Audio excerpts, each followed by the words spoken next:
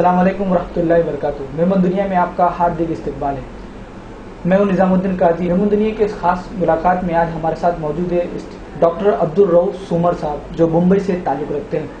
ویسے تو عبدالرؤف صاحب سومر، ان کی شخصیت اب تعارف کی محتاج نہیں ہے۔ میڈیکل سائنس کو لے کر بے پناہ خدمات ان کی اب پہچان بن چکی ہے۔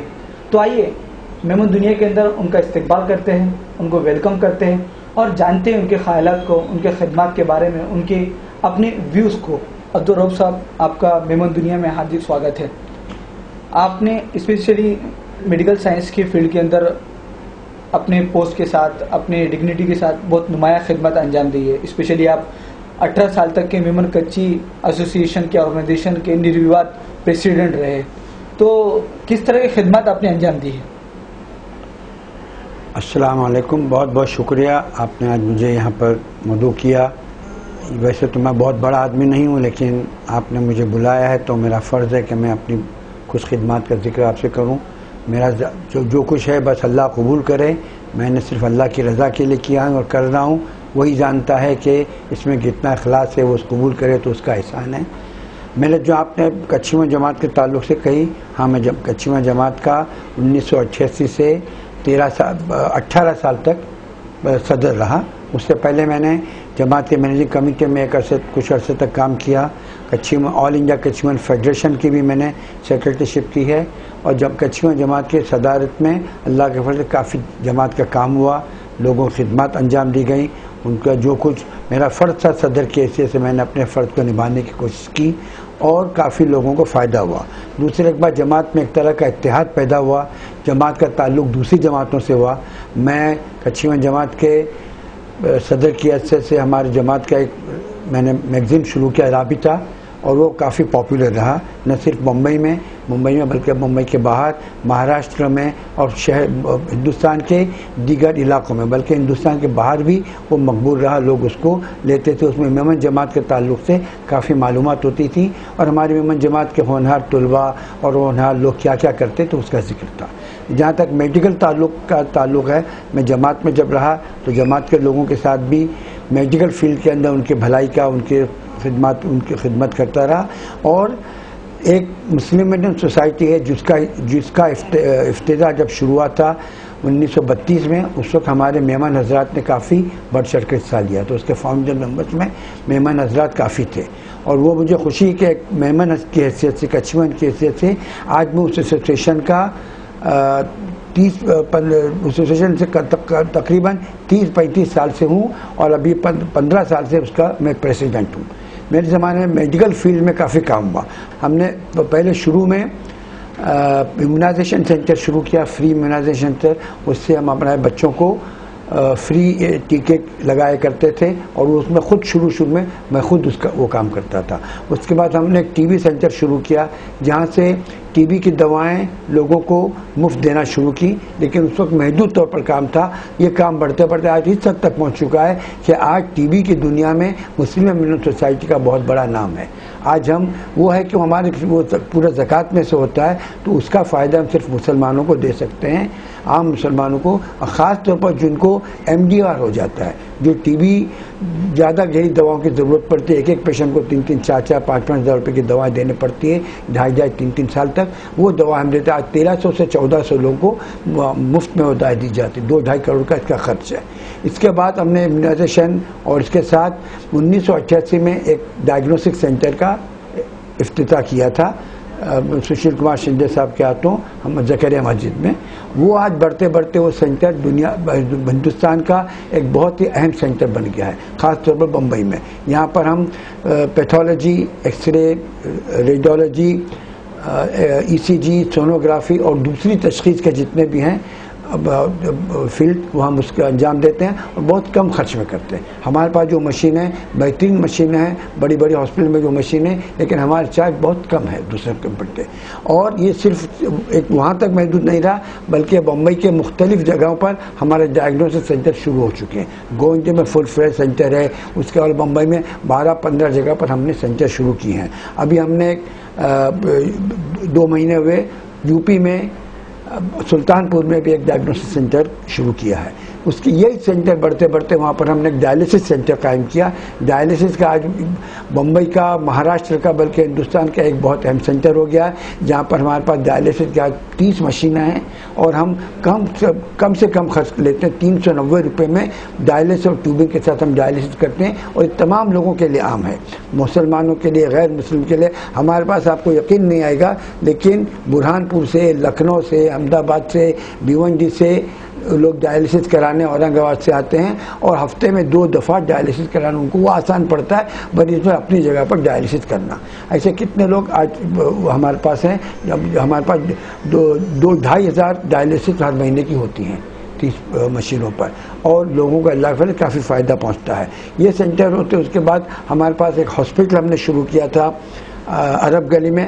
آج وہاں سے لے کر ہمارے پاس ناگپارہ میں ایک ہاسپٹل ہے، امام باڑہ میں ہاسپٹل ہے، محمدی روڈ پر ایک زچہ خانہ ہے، اور ابھی 2 ہفتے ہوئے ہم نے ممبرا میں ایک نیا ہاسپٹل شروع کیا ہے. تو 4 ہاسپٹل ہم کر رہے ہیں. یہ اللہ کا فضل ہے کہ میں ان تمام کا آنری اعزازی طور پر میڈیکل ڈائریکٹر ہوں. صاحب آپ نے کہا کہ آپ نے اسپیشلی بہت بڑا کام جو کیا ہے انٹر کلچرل ڈائلاگ کا کام کیا ہے. آپ نے جو میمن جماعت اور جو مسلم جماعت کے بیچ میں عام فرق کیا جاتا ہے، بورا سماج کی طرح، کھوجا سماج کی طرح، وہ کمیونیکیشن کا آپ کو بانٹنے کا آپ نے کام کیا. تو اس میں کس طرح کی چنوتیوں کا آپ کو سامنا کرنا پڑا؟ اس میں اس لیے نہیں کہ جو میں نے کچھی من جماعت کے سے جو کام کیا وہ کچھی منوں کے لیے کام کیا.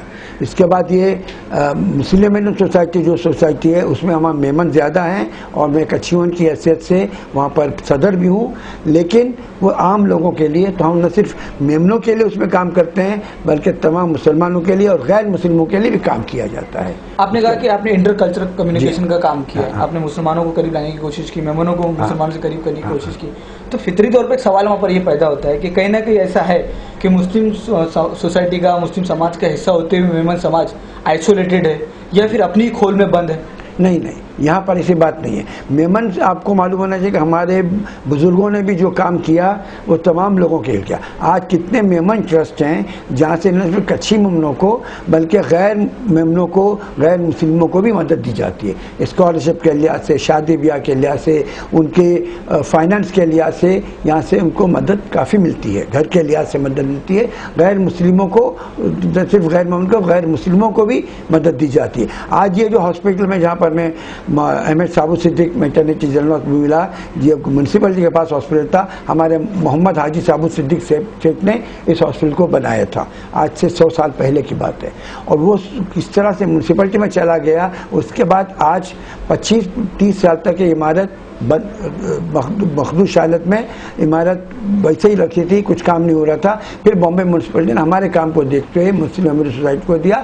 اسی بیسس پر یہ کام شروع ہوا. اور آپ اگر دیکھیں تو یہاں پر ایک طرح کی برکت ہے، ایک طرح کی نور دکھتا ہے. اور میں سمجھتا ہوں کہ محمد حاجی صابو سیٹ کا خلوص تھا، جس کی وجہ سے آج یہاں پر ایسے مریض آتے ہیں جو اور جگہ اچھے نہیں ہوتے، بہت کم خرچ میں ان کا کام ہو جاتا ہے اور اچھے ہوتے ہیں. اور اسی بیسس پر آج ہم نے 3 اور صابو صدیق کے نام پر ہم نے ہاسپٹل شروع کیے. ایک ناگپاڑہ پر آرتھوپیڈک ہاسپٹل محمد حاجی صابو صدیق سیٹ کے نام شروع کیا، اور ایک ممبرا میں جیسا میں نے ذکر کیا وہی محمد حاجی صابو صدیق سیٹ کے نام سے کیا. تو یہ ہمارے بزرگوں کا کام رہا ہے کہ صرف میمنوں کے لیے نہیں، انہوں نے ساری لوگوں کے لیے، ساری انسانیت کے لیے کام کیا ہے، اور اسی وجہ سے اس میں اللہ کی مدد شامل ہے. اگر تھوڑا سا اسپیسیفائی کیا جائے، انالیسس کیا جائے، تو میں یہ خود پرسنلی بات کو محسوس کرتا ہوں کہ میمنز جتنی سوسائٹیاں ہیں وہ ایجوکیشن پہ زیادہ فوکس کرتی ہے، اسٹریس کرتی ہے، لیکن ہیلتھ کے سیکٹر میں، اکنامک کے سیکٹر میں، سوشل کے سیکٹر میں جتنا پرپوزلی کام ہونا چاہیے اتنا کام نہیں ہو پا رہا.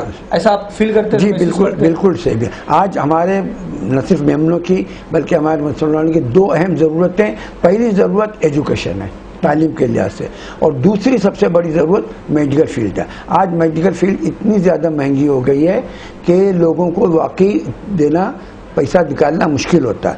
آج ہمارے چارج بہت کم ہیں، ہم بہترین فیسلٹیز دیتے ہیں. ہمارے پاس MRI، CT scan, ICU، NICU، ventilator, ساری چیزیں موجود ہیں جو ایک بڑے ہاسپٹل ہونی چاہیے.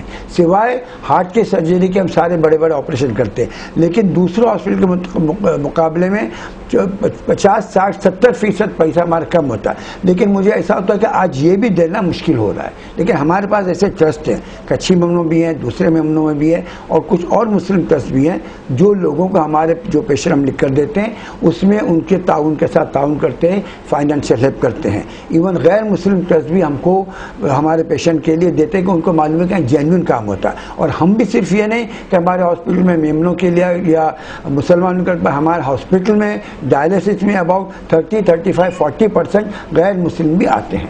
تو یہ مسلمانوں کا اور مومنوں کا یہ وتیرہ رہا ہے کہ ہمیشہ ہم نے اللہ کی مخلوق کا دھیان رکھا ہے. ہمارے بزرگوں سے ہم نے یہی سیکھا ہے اور اللہ کے فضل سے آج ہم اس میں کسی حد تک کامیاب بھی ہیں. اور یہی میں سمجھتا ہوں کہ اللہ کو راضی کرنے کا ایک ذریعہ ہے اور اللہ کا بہت بڑا احسان ہے. ورنہ اس بمبئی شہر میں اتنے 4 ہاسپٹل چلانا, اتنے ڈائگنوس سینٹر چلانا آسان نہیں ہے.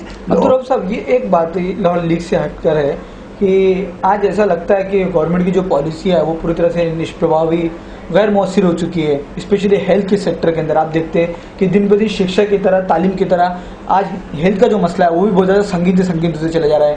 جتنے بھی ڈائگنوسٹک سینٹرس ہے, جتنے بڑے بڑے ملٹی اسپیشلسٹ ہاسپٹل ہے, وہ سارے قتل گاہ بن چکی ہے. تو آپ کو لگتا نہیں کہ اس طرح کی جو گورکھ دھندا چل رہا ہے علاج کے نام پر, چکتسا کے نام پر, اس پر انکش لگانے کے لیے یا اس پر پرتیبندھ لگانے کے لیے گورنمنٹ نے کوئی کامن منیمم پالیسی یا پروگرام کو مرتب کرنا چاہیے تاکہ ان کی نقل کسی جا سکے؟ بالکل ٹھیک ہے. آج سب سے بڑا میں ہمیشہ یہ محسوس کرتا ہوں کہ دیکھیے امریکہ میں لوگ اپنی ہیلتھ کے بارے میں فکر مند ہے اس لیے کہ وہاں پر انشورنس پالیسی ہے.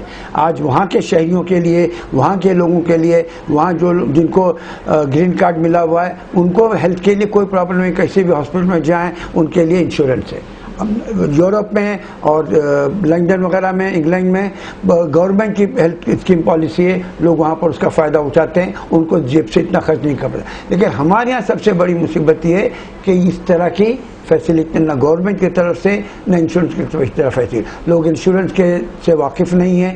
انشورنس میں جانا ان کے لیے زیادہ سود مند نہیں ہوتا ہے, اس لیے کہ اس کے بعد ہاسپٹلس کو بھی انشورنس کے تعلق سے پورا اطمینان نہیں کہ ان کو پورا پیسہ ملے گا یا نہیں. عبدالرؤف صاحب, کرٹیسائز کرتے کرتے یا برا بولتے بولتے اب یہ معاملہ ہو گیا کہ سب کچھ برا ہو چکا ہے. ہم یہ چاہتے ہیں کہ کچھ ایسا کامن منیمم پروگرام بنے جیسے ویڈیو نکالی جائے کہ کیا ضرورت ہے کہ ان سب چیزوں کو جتنی بھی وڈمبنائیں ہیں, جتنی بھی یہ جو وشمتائیں ان سے دور نکل کر ہم ایک اچھا پروگرام کے ساتھ میں سماج کو ہیلدی اور ویلدی بنا سکیں. یہ اس وقت ہوگا جب ہمارے پاس کچھ خلوص سے کام کرنے والے لوگ ہوں گے اور ہاسپٹل اور میڈیکل فیلڈ کا انچارج ڈاکٹروں کو بنایا جائے. تو آج یہ ہوتا ہے گورنمنٹ کے بہت ہاسپٹلس ہیں اور میونسپل بامبے میونسپلٹی کا ہاسپٹل ہے. ہماری بامبے میونسپل ایسا ہے ہاسپٹل کہ 3 میڈیکل کالج بھی چلا رہی ہے. لیکن اس کے باوجود بھی آج جو ہاسپٹلوں کا حال ہے وہ ہم پر ظاہر ہے. لوگ مطمئن نہیں ہیں کہ اپنے علاج کے وہاں پر جائیں. میں نے باہر جا کر دیکھا, سعودی عرب میں جا کر دیکھا, وہاں پر ہوتا ہے کہ وہاں کے جو گورنمنٹ ہاسپٹلس ہیں, اب میں گیا تھا تو وہاں پر ہمارے استاد کو ڈائلیسس کی ضرورت پڑی. ہم وہاں کے گورنمنٹ ہاسپٹل میں گئے تھے جہاں فری میں ڈائلیسس ہوا, اور وہاں کے جو ہاسپٹل ہیں ہمارے پرائیویٹ ہاسپٹل زیادہ بہتر ہیں. گورنمنٹ ہاسپٹل فری ہے اور ان کی صفائی ہے, ان کا جو اسٹاف ہے, ان کی جو مشین ہے وہاں. یہاں پر ہے گورنمنٹ نے کافی اخراجات کبھی کیے ہیں, وہ بہت بڑی بڑی اسکیمیں ہوتی ہیں, بہت بڑے بجٹ پاس ہوتے ہیں. لیکن ہاسپٹل کی حالت یہ ہے, ہمارے قریب ہاسپٹلس ہیں جو ہاسپٹل وغیرہ, وہاں سے ایسا ہوتا ہے کہ انویسٹیگیشن کے لیے وہاں کے رات کو اتوار کے دن چھٹی کے دن نہیں ہوتے, یہاں پر ہمارے پاس لے کر آتے ہیں. وہ ہمارا کیونکہ ہمارا سستا اور اچھا ہے تو وہاں کے ڈاکٹر بھی یہاں بیٹھتے ہیں. وہاں کی مشینیں کبھی خراب ہو جاتی ہیں تو ان چیزوں کا انتظام جو ہے وہ برابر نہیں ہوتا. وہاں پر بہت مطلب خدا نخواستہ کوئی مشین خراب ہوگی تو فوراً اس کے اوپر بنانے کا انتظام نہیں ہوتا. اس کی جائے گی کمیٹی میں جائے گی, ڈین ہوں گے وہ لکھیں گے, اس کے بعد سینکشن ہوگا, پاس ہوتا تو فوراً طور پر اس ڈیسیشن نہیں لیا جاتا ہے. یہ گورنمنٹ میں سمجھتا ہوں سب سے بڑی کمزوری ہے. گورنمنٹ چاہتے ہیں کہ ساری چیز ٹرانسپیرنٹ ہو, لیکن اس کے ساتھ جلدی ہونا وہ ممکن نہیں ہوتا ہے. اور بہت سی چیزیں آتی ہیں, بہت جو بیوروکریٹ رکاوٹیں آتی ہیں وہ آتی ہیں. اگر اس پر دھیان دیا جائے گورنمنٹ سیکشن, آج آپ کو معلوم ہے ڈائلیسس اتنی ضرورت ہوتی ہے, ہر جگہ پر ضرورت ہو گئی, گاؤں میں ضرورت ہوتی ہے. لوگ ڈائلیسس نہیں ہونے کی وجہ سے مرتے ہیں. شولاپور میں ہمارے پاس ایک پیشنٹ آیا تھا, 29 لاکھ کا ان کا سب خرچ ہو گیا تھا اور ان کو ڈائلیسس کرنا پڑتا, ایک ڈائل کا 2,500 تھا. ان کو خبر پڑی یہاں پر ہمارے پاس آئے, ہم 390 میں ہم ڈائل کرتے, 6 مہینے ڈائلیسس کرا, رہا ہے، پھر KEM ہاسپٹل میں ان کا ٹرانسپلانٹ سرجری ہوئی. تو یہ سب چیزیں ہو سکتی ہیں اگر ہم سپورٹ پر دھیان دیں. آج گورنمنٹ کی ایک اچھی اسکیم راجیو گاندھی اسکیم چل رہی ہے، خاص طور پر ڈائلسس کے معاملے میں. آج وہ پیسہ گورنمنٹ جو ڈائلسس کے پیشنٹ ہیں ان کے لیے دے رہی ہے. اسی طرح کچھ ہاسپٹل کچھ اور مریضوں کے لیے بھی دیا جائے، لیکن اس کو اور زیادہ اچھے طور پر اسٹریم لائن کرنے کی ضرورت ہے. اس میں ہاسپٹل کو اتنا مل جائے کہ ان کو ہاسپٹل کو نقصان بھی نہیں ہو اور پیشنٹ کا فائدہ ہو، اور اس میں اخلاص کے ساتھ کام کرنے کی ضرورت ہے. حسرتوں کے کارن حقیقت کی دنیا نہیں بدلتی، یہاں پر اخلاص اور للہیت کی ضرورت ہوتی ہے. اگر گورنمنٹ نیتیگت فیصلے کر اس کو قائم کرنا چاہتی ہے تو اس کو ایک ٹرانسپیرنٹ پاردرشی ایک سسٹم کو بھی لاگو کرنے کی ضرورت ہے. یہ تھے عبدالرؤف سومر صاحب جو ہم سے اپنے خیالات کا اظہار کر رہے تھے. میمن دنیا میں فی الحال اتنا ہی، پھر ملیں گے ایک نئی شخصیت کے ساتھ. مجھے دیجیے جب تک اجازت.